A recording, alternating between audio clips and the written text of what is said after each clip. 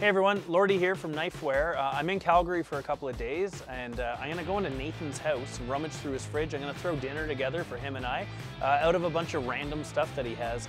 Hopefully today I can teach you, a little bit of the same. Let's put a meal together when we don't have any plans.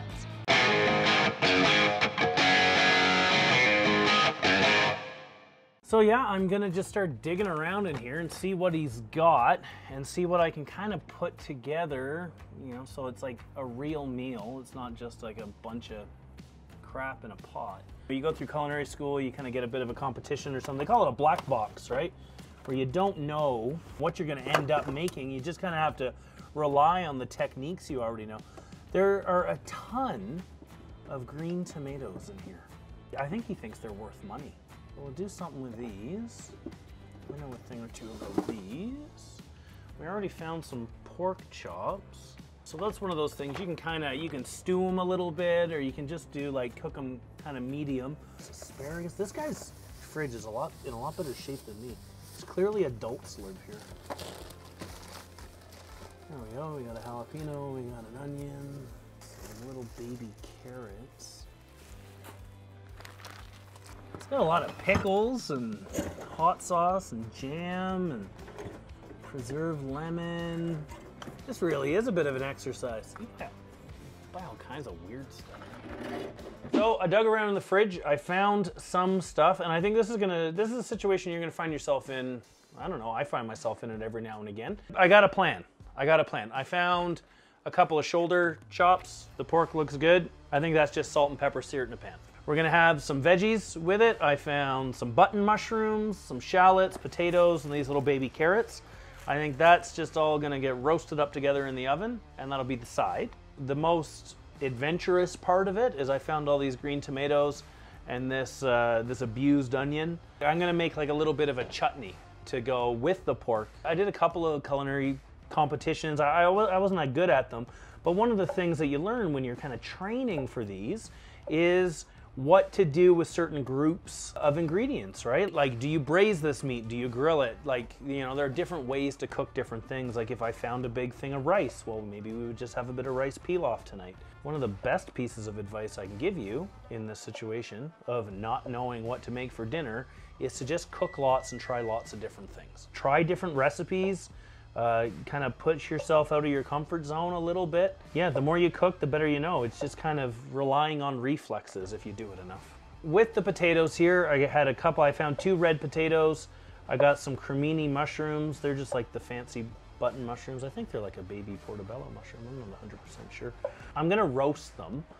Just a thin red skin potato is really good for roast. I could have boiled it and made a mash out of it, but I find like those, these dry potatoes are a lot better for roasting. These shallots, the mushrooms, I'm keeping everything in bigger pieces so they don't get lost, they don't burn up, right? The reason why you cut anything when you're cooking, in my opinion, is because you're trying to determine whether or not it's gonna fit in your mouth and how fast is it gonna cook. If I cut these shallots up too small, they'll burn long before the potatoes are cooked. The mushrooms are kind of neat that way. They'll cook forever. So long as it doesn't get too dry in there, they won't cause any trouble.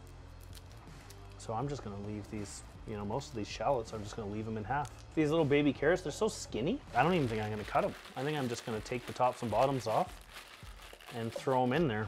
Or throw one on the floor too, maybe. Bit of olive oil. It doesn't have, I don't know, this stuff doesn't have to be fancy. Good food doesn't mean fancy food. They're just gonna be roasted. I don't even like carrots. This is for Nathan. Just trying to make sure Nathan eats his vegetables. You ever see what Nathan eats? I've seen Nathan load butter onto a shortbread cookie. And I don't know how, but he is really skinny. It's not fair, really. I'm the thinnest I've ever been in my life. More on the floor. Salt, pepper, a bunch of veggies. Your kids might not like it, but you will. I don't know, maybe you got good kids. And those will just sit in there. I don't know how long that'll take. So then the next thing I want to do, because this is only going to get seared with some salt and pepper, so the next thing is to make this chutney. So I'm going to start by making something called a gastrique. It's a pretty fancy word for sugar and vinegar. So my plan here is I'm gonna make some caramel with this, So it's sugar, it's white sugar, plain white sugar. It's gonna go in the pan. As it kind of browns up a bit, I'm gonna add this cider vinegar, which has like an alien in it. Nathan likes to make his own vinegars and such. They call that the mother. That's what takes the juice and turns it into vinegar. Everything else I'm just gonna small dice. I got a red pepper, I got some green tomatoes, I got some apples there's a tree out in his yard. So I'm just gonna small dice it. Again, I'm not shooting for fancy. I'm not gonna bother peeling it.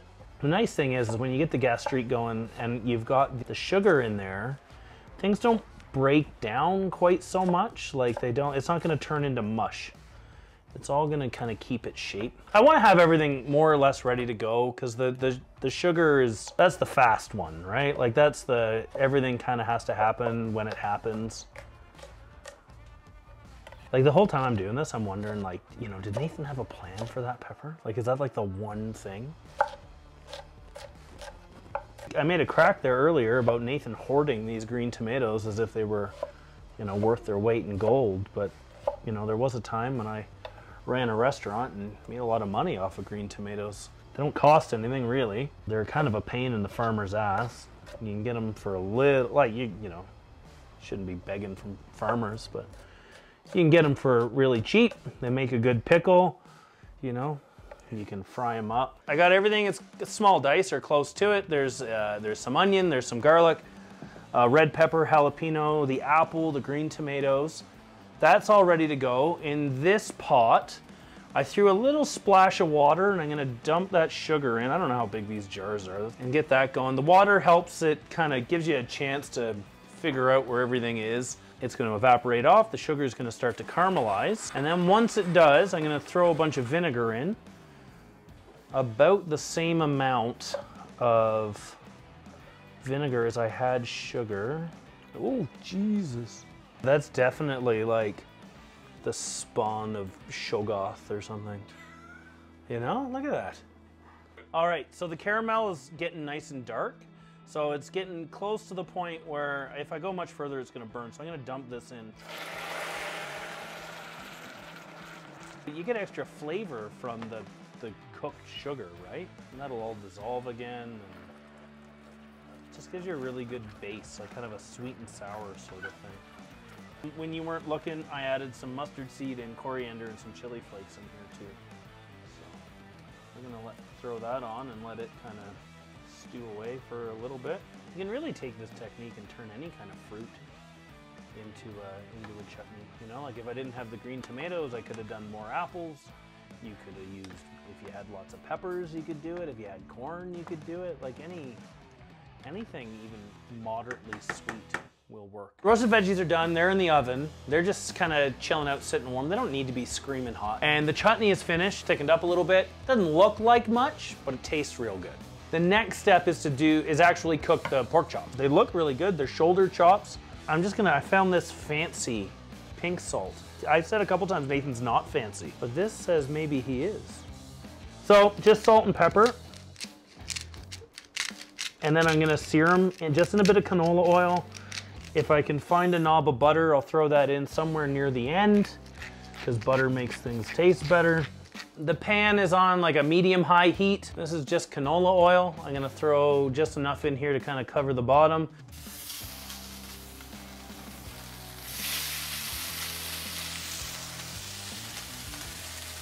So you know that the pan's hot because the meat let go.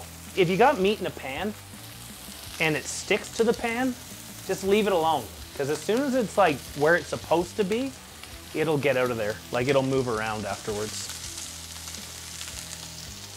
We'll get our veggies out of the oven. You might think that it looks really overcooked, but it tastes really good. The carrots are all kind of shriveled up, but you know what? They're just like concentrated that way, I guess. Big helping of chives here. Definitely more chutney than for two, but.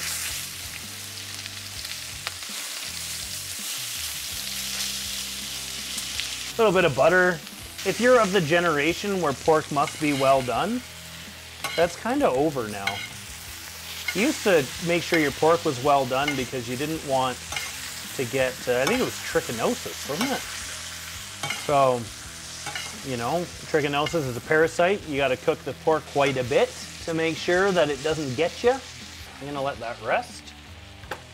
They usually say you should let your meat rest for half as long as it took you to cook it. I'll give that a couple of minutes. And then otherwise, I think we're good to go. We're just throwing something together, right? So, you know, kind of go through what you know. You know, I did chop up some chives. He had some chives in the garden there. That should do real well. You know, one of the things I like to do when I'm on my way home from work, sometimes I get home after the rest of the family has eaten, I just grab myself a piece of meat that's on sale. You know, I might grab a steak, might grab a chicken breast, something like that. This is kind of the big one. It was kind of the nicest thing I could think of with what we had. Some apples out of the yard, some green tomatoes out of the garden, red pepper, jalapeno, onion, sugar, vinegar. Like, people pay money for this, I think. I just threw it together. Oh, hey Chris, what's this? Oh, I just, you know, I broke into your home and made you dinner. Thanks, buddy. I appreciate it. I just rooted around. You had a couple of good things in there. Yeah. You're gonna have a lot of that chutney left over though. That's great. I love chutney. Sorry about all the random garbage in my fridge. It wasn't too bad. It was a lot better than what I thought it was gonna be. All right, I'm gonna give this a try. Oh, that looks good. See, you didn't overcook the pork. That's perfect. Yeah, I know a thing or two about a thing or two. You worked in a restaurant once? Once or twice, yeah. Uh-huh. Those shoulder chops are a good choice. Well, thanks, buddy. No worries. I'm gonna grab myself a drink and finish that off. So hopefully that helped, you know, kind of sort out one of the big stresses, what's for dinner. There's always something in there, you know, a couple of vegetables here and there, cut them up, roast them, cook lots, try new things, don't be afraid of new techniques. You can always, you know, get in touch with one of us. We can give you a bit of advice too.